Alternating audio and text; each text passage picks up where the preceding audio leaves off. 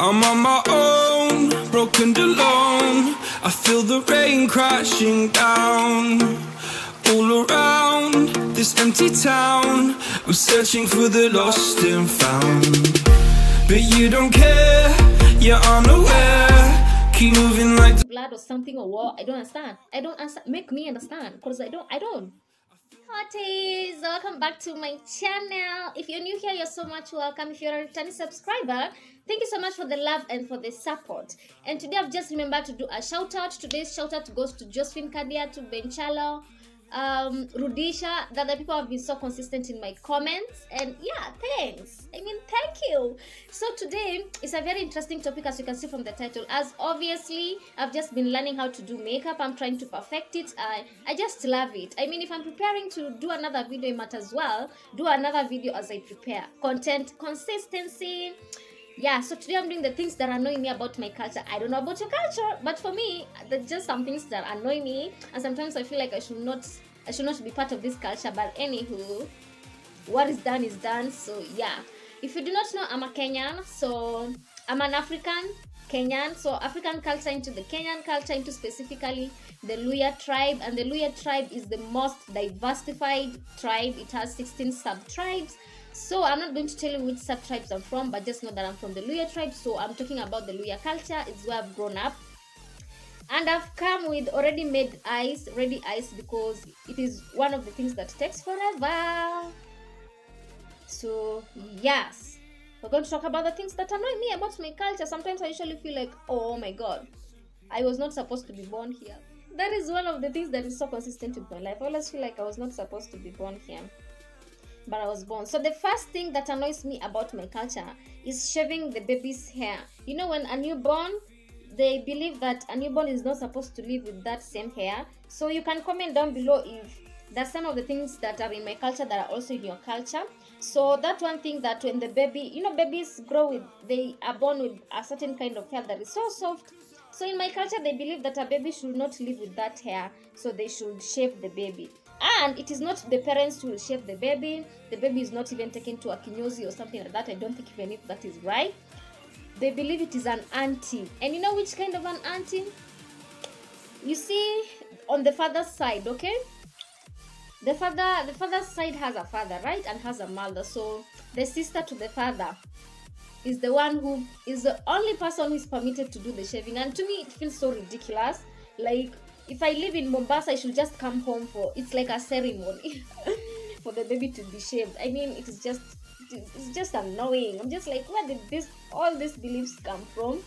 I don't know, but I found them, and people really obey them, so I might just as well get used to it. So yeah, comment down below if you have that belief of shaving. You see the way the Jesus family shaved their child in the previous video that they did, depending on when you're seeing this video. That one is not accepted. So that one they would have given the auntie. In fact, it's usually like a few weeks after the child is born. That is a lot for the baby. You just born. Allow the baby to enjoy their own hair. And for me, I'm just like, my baby will grow with that hair, unless I feel like I'm the one who wants to shave them. So yeah, the second thing that annoys me about my culture is naming a child after forefathers because of mere reasons. For example, they look alike. There is my cousin, may his soul rest in peace. He died when he was 2 years old. When he was born, literally, I was there with my grandma and the mother and my sister. And then when my grandmother saw that child, he was like, he looks like so and so, like he's one of the uncles, brother to grandfather or something like that. And it was like they're naming him after that man, after, just because they look alike. How can you determine a child's look alike when they are born? And children change, their faces change. I was so mad. My children, they will get Christian names. No naming after nobody. Because I hate my second name because of that. I feel like the child gains the characters of that person in the spiritual realm. I feel like you should be careful on people you name after your children. Because if the person was a thief, the spirit will come into that person and they'll also be a thief. I feel, you see, this concealer refused to blend. So that is what I feel. It's not right. Let me know what you think. The third thing that I hate about my culture is firstborn's responsibility to care of their siblings, to care for their siblings. And it is a pressure for the firstborn. You find that you're the firstborn and your mother keeps on giving birth to 10 children, a whole generation, a whole nursery, and they expect the firstborn to take care of it. To take care of them. I mean, the firstborn also has to go and find a life of their own. They also need to get married or marry at some point in their life. How will they take care of those children at the same time? It's just pressure. That is exactly what I'm saying. It is too much pressure to the firstborns, and I feel like this is common in the African culture. So let me know if it is also in your place. It's not fair. Like the firstborn, I know some of the firstborns who just live with so much pressure because of that. It's not nice. It's not nice. So yeah, that I hate about my culture is gender roles. I feel like this is everywhere.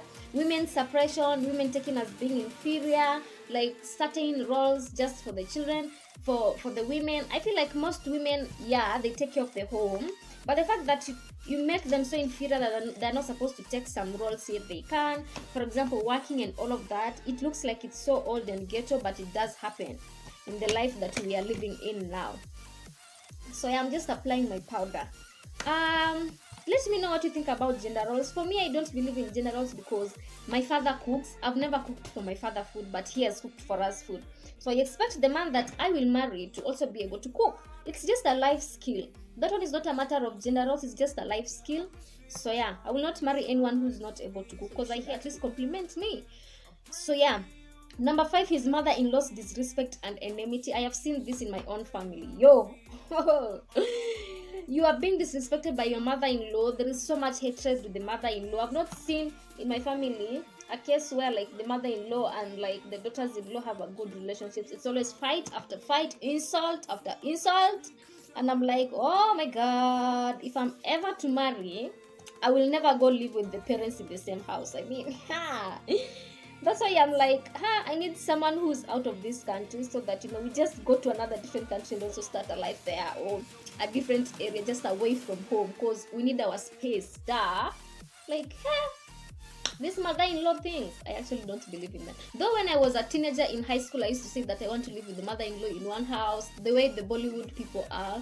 And I'm just like, hey, Bollywood and Africa, they're totally different things. And I'm not falling into that trap because I've seen the stress that the daughters go through. Whoa.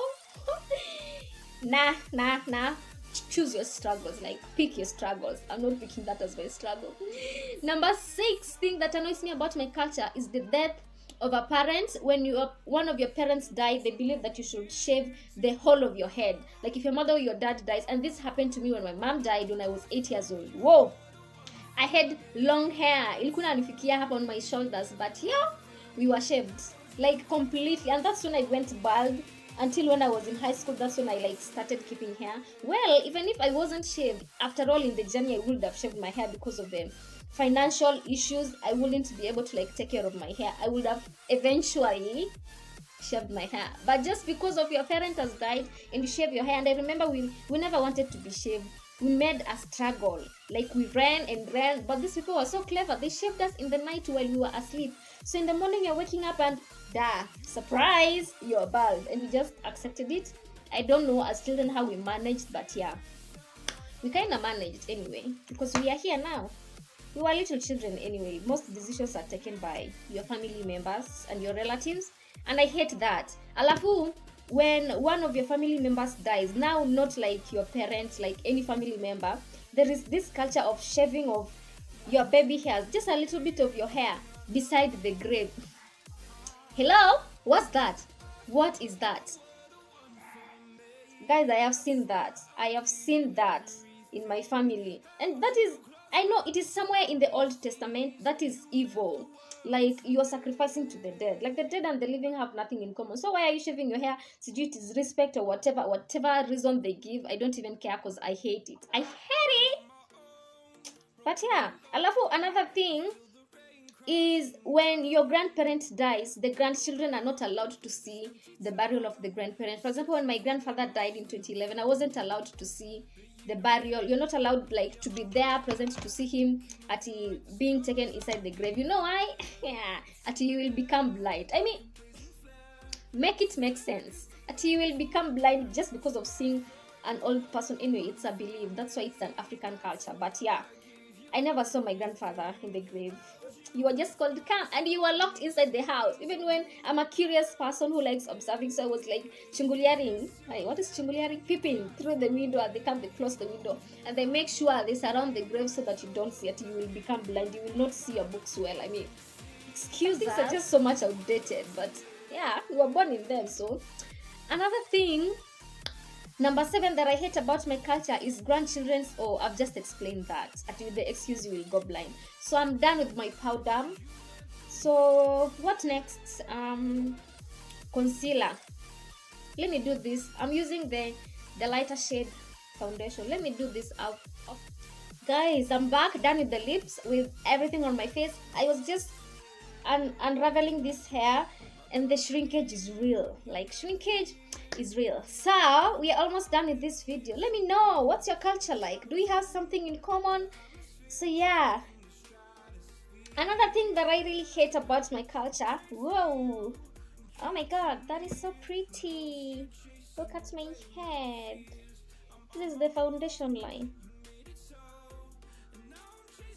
I really hate about my culture is the long burial and funeral ceremonies, high budget funerals. I know this is common in the African cultures, but that is why I really love Muslim. Like, you die today, before, as long as the night is not yet in, you are buried, just like that. I really love that kind. Then people come and mourn later. Cause yo, I understand you're trying to like support the other family that have just lost, yeah. But this high budget thing annoys me. So like, you're coming for funeral ceremony. In my culture, if you die today, you're taken care of. In my home, we don't take people to the mortuary unless you died in a long distance and you like have to be preserved before you travel back home. But yeah, you stay 3 days and then you are buried, I think, in the 3rd day. Like, the expenses that we cater for in those days, like cook for them breakfast, at night, everything, like, it's so expensive, and most of the time it is the family that caters for all that budget. It's just not fair. Like, let the dead go, just let them go. People come mourn later. And I'm like, why is it that when you're alive and you have a problem, no one wants to care for you, but once you die, people will post you rest in peace. People who have never posted you, people will say the way they loved you even when you never saw them in your life. Like, that is just the African culture for us, and I just have to accept it. So yeah, another thing is, like, there is a time I was like nilingizwa. I was joined in a WhatsApp group that people were contributing for a funeral ceremony, and yo, the amount of money people were giving there, and I was just like, when someone is alive, you never cater for them, you never help them. And then I just had to leave that group. I left. Like, it wasn't good for my mental space, and I'm like, wow, so this family is this rich, so should I just say that I have a problem and see who will come for me? So that was just a lot for me. I just had to left the group. That I hate about my family, oh gosh, about my culture is domestic violence. Guys, I think this is common in the African culture. Women are taught that, domestic violence is common, that when your husband hits you, they love you, and all of that bullshit. I hope you really don't believe in that, because I've seen that women suffer inside their family, and sometimes I'm just like, did you really have to hit her? Like, you should just have dropped the point home. Like, men are, as women are created, like, not created, like, raised up to, like, worship men. Whatever they do is right. They have the right over your body. That is true, as long as you're married. It's in the Bible. But I also have right to your body. But you're like, my God. Like, even God doesn't exist. I know we are supposed to look at you men as our lords. I know, but it doesn't make sense. Must you hit me? So I've grown up in so much of domestic violence, and I really hate violence. Even when someone is like shouting at me, I always feel like I wanna cry, because I just hate chaos. When I hear someone crying, my heart is not at peace. I hate chaos. I just want to be at peace. That's why I don't like violence. So if I get any man who's trying to raise their hand on me, like, I was talking to a certain guy and we talked about him raising his hand on his ex, and I was like, red flags, because I mean, I know people change, but I mean, it doesn't make sense for me. I'm just like, I can't settle for domestic violence. No. Another thing that I hate about my second last thing is the funeral practices after burial, taking the dead person to church. We call that in my language kusominya, like you're taking them to church. A dead picture, taking them to, I don't know what's that about, especially the church that they were going to. Yeah, in form of a picture. When you miss a relative's burial, you gather around the grave pray and ask for blessings before going into the house where they live. This happened when I went to my father's home, and then we were not there during the grandmother and the grandfather's burial. We've never seen them in our entire life. We've just seen them like once or twice. And then we were taken around the grave, and like, so you to give respect to them, and you gather the grave, you gather around, you pray there, you ask them for your blessings. How can you ask the dead for your blessings? I know there's some African cultures, especially the South African countries, correct me if you're part of them, that they believe in ancestors. They ask the ancestors to bless them. I know that exists, but for me it doesn't make sense. I only believe in God, not seeking for blessings from ancestors, seeking for guidance from ancestors. They are dead. Dead and living have nothing in common. Like, it just doesn't make sense. But you know, you just stand there because that is what they believe. Maybe if you get out of that, they will say that maybe something will happen to you. So you just have to do it for the sake of others. And I hate it, but I have to. You know, because that one for Kusominya, taking someone to church in form of a picture, it just... when I was young, I saw these things are common. But when I grew up, I got more knowledge and I was like, what is that people are doing? But we live by it. Let me know what's in your culture, especially the funeral. I've just realized the funeral ones and the wedding, the ceremonies one have so much of, they have ceremony things have so much of cultural beliefs and practices, and they're demonic. Yes, there is another one for burial that people slaughter a whole cow for the dead. I don't know, you're sacrificing blood or something or what? I don't understand. Make me understand, because I don't. Last thing that I hate about my culture is ceremonies are so expensive. Although that is one thing that I love about my culture. The circumcision ceremonies are nice. You meet, you dance, all the good things. You eat a lot of food, but the expenses. You've seen most of my problems and issues comes in expenses because I hate spending. That is just me. I'm a stingy girl and I own it and duh. But yeah, just when it comes to expenses, I'm like, my family. If my family is poor, we just have to like do those things to cater for it's a burden. That is what I'm trying to say. So yeah, that is it for this video, guys. I am done. This is an oversized sweater. It's not mine, it's a friend's sweater. When you visit someone and they give you see, I want to take pictures in here without this short, and I put a belt in here. I mean, hello, hi. So yeah, thank you so much for watching. Let me know in the comment section what your culture is like, and I'm gonna see you in my next video. Let me know what you think about my makeup, because I think I'm pretty. I'm pretty. Who's that? Who's that? Hello, hello. You cannot talk to me anyhow. Excuse you. So yeah, bye. Oh, I'm gonna do this on my own. No point in blaming you, you did not know.